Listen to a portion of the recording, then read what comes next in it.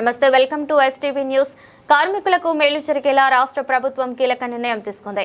ఈ మేరకు రాష్ట్ర ముఖ్యమంత్రి రేవంత్ రెడ్డి కార్మికులకు వేతనాలను పెంచుతూ వరం ప్రకటించడంపై బొల్లారం డివిజన్ కాంగ్రెస్ నాయకులు కార్మిక నాయకులతో కలిసి హర్షం వ్యక్తం చేశారు. ఈ సందర్భంగా సీఎం రేవంత్ రెడ్డి చిత్రపటంతో డివిజన్లో ర్యాలీ నిర్వహించి స్థానిక పాత బస్టాండ్ ప్రాంగణంలో సీఎం చిత్రపటానికి పార్టీ శ్రేణులు కార్మికులతో కలిసి పాలాభిషేకం నిర్వహించారు.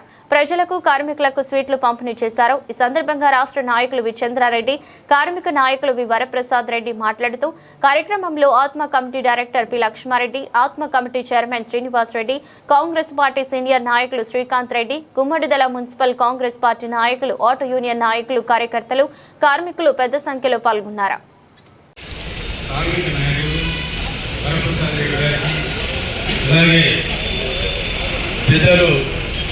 బొల్లారం మాజీ సర్పంచ్ చంద్రారెడ్డి గారికి, బ్లాక్ కాంగ్రెస్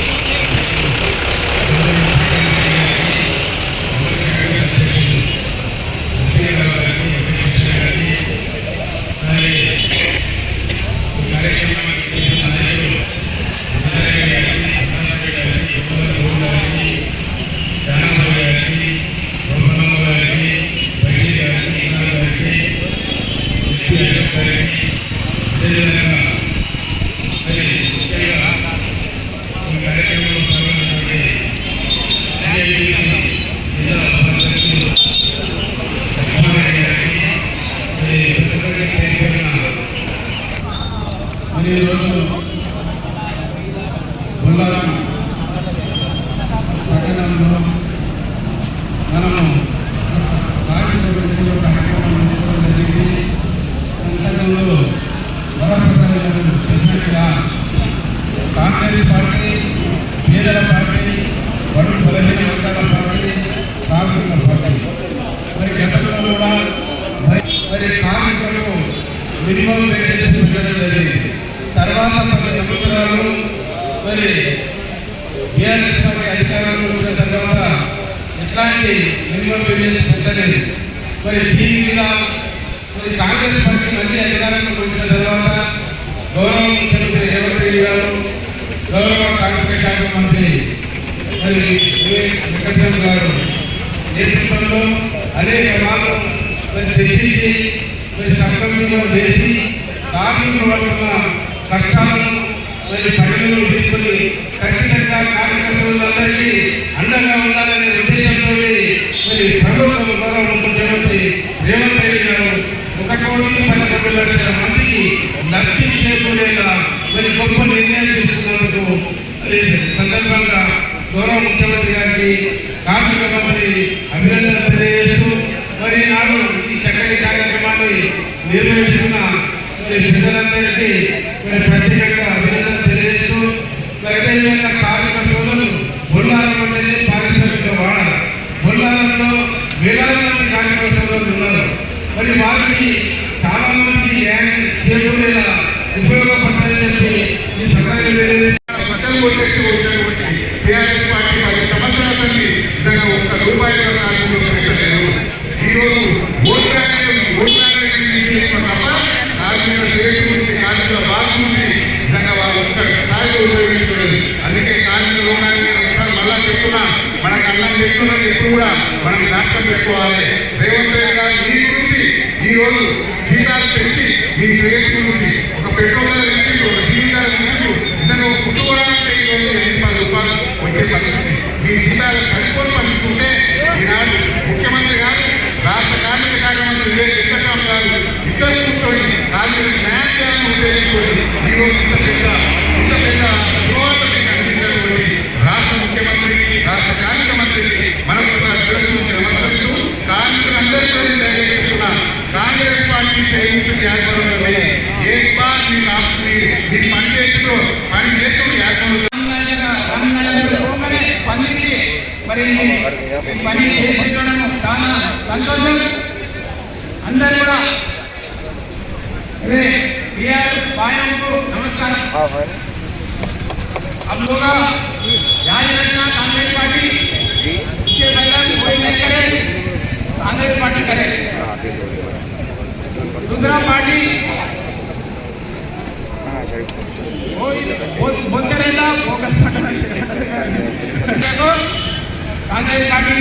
जो भी इलेक्शन में आए तो कांग्रेस पार्टी के आशीर्वाद दे, कांग्रेस पार्टी को वोट डालो, कांग्रेस पार्टी को जिताओ। कांग्रेस पार्टी जीत गए तो अब लोगों को देख लेते, अब लोगों को अच्छा देख लेते, अब लोगों सुकून से रहता। कांग्रेस पार्टी अधिकार में रहे तो गरीब लोग सुकून से रहता। कांग्रेस पार्टी की बचाना ఈ మధ్యనే 18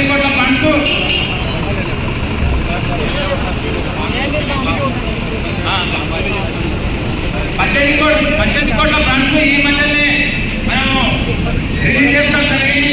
మొన్న కొబ్బరికాయ కూడా కొట్టడం జరిగింది. ఆ ఫండ్స్ కూడా వసూలు కాలేదు. మరి ఇంతకుముందు ఏ గవర్నమెంట్ అనున్నప్పుడు మనకి ఇంత పెద్ద మొత్తం తెలిసిందా? ఎప్పుడు ఇవ్వలేదు. 10 సంవత్సరాల రేషన్ కార్డు కూడా ఇవ్వలేదు అసలు. ఇప్పుడు జూన్ 2 తారీఖు నుంచి కొత్త పింఛన్ కూడా ఇస్తామని చెప్తా ఉంది గవర్నమెంట్. కొత్త పింఛన్ కూడా పెట్టుకోండి. ఎవరైతే అర్హులు ఉన్నారో అర్హులకు అందరికీ కూడా ఇష్టం సిద్ధంగా ఉన్నది. కాంగ్రెస్ పార్టీ అంటేనే బీజేపీ పార్టీ అని చెప్పి నేను ఎట్లయితే చెప్తున్నానో మీరు అదే మనసులో పెట్టుకోండి. ఖచ్చితంగా కాంగ్రెస్ పార్టీ మర్చిపోవద్దు.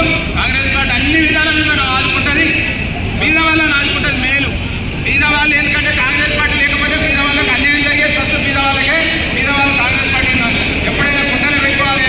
బీద వాళ్ళు కాంగ్రెస్ పార్టీని నమ్ముకోవాలి, కాపాడుకోవాలి. ఎప్పుడైనా కానీ కాపాడుకుంటేనే మీరు బాగుంటారని చెప్పి తెలియజేస్తూ ఈ అవకాశం మీ అందరికీ పేరు మీద ధన్యవాదాలు తెలియజేస్తున్నాను. రేవంత్ రెడ్డి గారిని భావోద్వేషం చేస్తున్నామంటే ఇది అసామాజిక చేసే ప్రోగ్రాం కాదు. మీ అందరూ తెలుసు, గత 20 సంవత్సరాల నుంచి కార్మికులకు కనీస వేతనాలు ఇవ్వాలని చెప్పి పోరాటం జరుగుతుంది. ఇంతకుముందు కూడా గతంలో రాజశేఖర రెడ్డి గారు ముఖ్యమంత్రి అయిన తర్వాత 2005లో మినిమం వేజ్ కార్మికులకి చేయడం జరిగింది. అప్పుడు పెరిగిన జీతాలు కాంగ్రెస్ పార్టీ హయాంలో పెరిగిన జీతాలే తప్ప తర్వాత ఎప్పుడు కానీ ఈ ముఖ్యంగా తెలంగాణ రాష్ట్రం ఏర్పడిన తర్వాత ఉద్యమం చేసి వచ్చిన పార్టీ కాబట్టి కేసీఆర్ గారు జీతాలు పెంచుతారు ఎన్నో ఆశలు ఎదురు చూసాం. అప్పుడు ఉన్న కార్మిక శాఖ మంత్రి నాయన నరసింహారెడ్డి గారు, ఆయన కార్మిక నేత, ఆయన కార్మిక సమస్యలు అర్థం చేసుకొని గెలిచిన వెంటనే ఫస్ట్ మొదటి 2-3 నెలల్లోనే అధికారులందరితో మీటింగ్ పెట్టి అంతా మినిమం వేజ్ బోర్డు కమిటీతో మాట్లాడి తీసుకెళ్లి మినిమం వేజ్ ఇంత పెంచాలని చెప్పి కేసీఆర్ గారి దగ్గర పెడితే ఇమీడియట్ గా కేసీఆర్ గారు నాయన నరసింహారెడ్డి గారిని నీకు ఏం తెలుసు, నీ పనులు చూసుకో, నీ కార్మిక ముఖ్యమంత్రి చేసినంత మాత్రాన నువ్వు వచ్చి అంత ఉత్సాహపడాల్సిన అవసరం లేదని చెప్పి ఆయన బెదిరించి ఆ జీవో తీసుకెళ్ళి జీవో ఇష్యూ చేయకుండా ఆ తీసుకెళ్ళి చెత్తబుట్టలో ఉండడం జరిగింది. ఆ తర్వాత 10 సంవత్సరాలు ఎన్ని మెమోరాండాలు ఇచ్చినా మేము కోర్టు కూడా వెళ్ళడం జరిగింది. కోర్టు చెప్పిన ఆదేశాలను లెక్క చేయకుండా ఒక్క రూపాయి, కనీసం ఒక్క రూపాయి కూడా పెంచకుండా 10 సంవత్సరాల పాటు కార్మికులకి ద్రోహం చేసింది టీఆర్ఎస్ పార్టీ అని చెప్పి తెలియజేసుకుంటున్నాను. ఇది సత్యం. ఇది దీని మీద ఏ టీఆర్ఎస్ నాయకుడు వచ్చినా చర్చించడానికి సిద్ధంగా ఉన్నాం. తర్వాత కాంగ్రెస్ పార్టీ అధికారంలోకి వచ్చిన తర్వాత రేవంత్ రెడ్డి గారు కార్మికులకు న్యాయం చేయాలనే ఉద్దేశంతో ఇమీడియట్ గా ప్రభుత్వం రాగానే మినిమం వేజ్ బోర్డు కమిటీ చేయడం జరిగింది. మినిమం వేజ్ బోర్డు కమిటీ చేసి కేవలం 3-4 మీటింగ్లలోనే కార్మికులకి జీతాలు పెంచాలని చెప్పి ఆ బోర్డు కమిటీ మీటింగ్ తీసుకొని అది ఏదైతే ఉందో ఆ తీర్మానం చేయడం జరిగింది. ఆ తీర్మానం చేసిన తర్వాత ఇటు పరిశ్రమలకు ఇబ్బంది కలవద్దని, అదేవిధంగా కార్మికులకు న్యాయం జరగాలని చెప్పి రేవంత్ రెడ్డి గారు చేసిన తీర్మానం పట్టుకొని క్యాబినెట్ సబ్ కమిటీ చేయడం జరిగింది.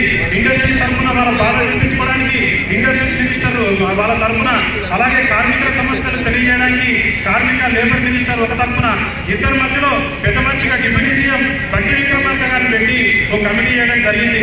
కమిటీ చేసిన తర్వాత కొంచెం ఈ పరిస్థితుల్లో కొంచెం డిలే అవుతుంటే ఇమీడియట్ గా మళ్ళీ మేము అందరం కలిసి మేము కార్మిక శాఖ మంత్రి కలవడం జరిగింది, ఇండస్ట్రీస్ మినిస్టర్ కలవడం జరిగింది. అయితే ఇండస్ట్రీస్ మినిస్టర్ ఒకటే చెప్పారు, కార్మికులకు మనం వ్యతిరేకం చేయడానికి లేదు, జీతాలు ఖచ్చితంగా పెంచుతాం. ఇక సేమ్ టైం ఇండస్ట్రీస్ కూడా మూతపడద్దు, ఇండస్ట్రీస్ ఉండాలి, కార్మికులు ఉండాలి. కాబట్టి భయానీయంగా ఖచ్చితంగా అయితే ప్రపోజల్ తీసుకొస్తామని చెప్పడం జరిగింది.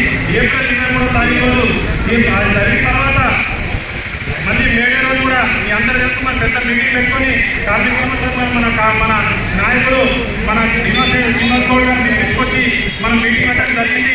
శ్రీనివాస్ గౌడ్ గారు కూడా లేబర్ మినిస్టర్తో మాట్లాడడం జరిగింది. ఈ కార్మికుల సమస్యలు కూడా వివరించడం జరిగింది. మేము తర్వాత లాస్ట్ మండే పోయిన సోమవారం రోజు వెళ్ళి లేబర్ మినిస్టర్ని కలిసి మరొకసారి ఇవన్నీ సమస్యలు సీనాన్ని చెప్పిన తర్వాత పోయి కలిసి లేబర్ మినిస్టర్ని పొద్దున 9 గంటలకు కలిస్తే లేబర్ మినిస్టర్ గారు ఒకటే చెప్పారు, మా ఇంతకు మా తండ్రి గారు ఎలాగైతే కార్మికులకు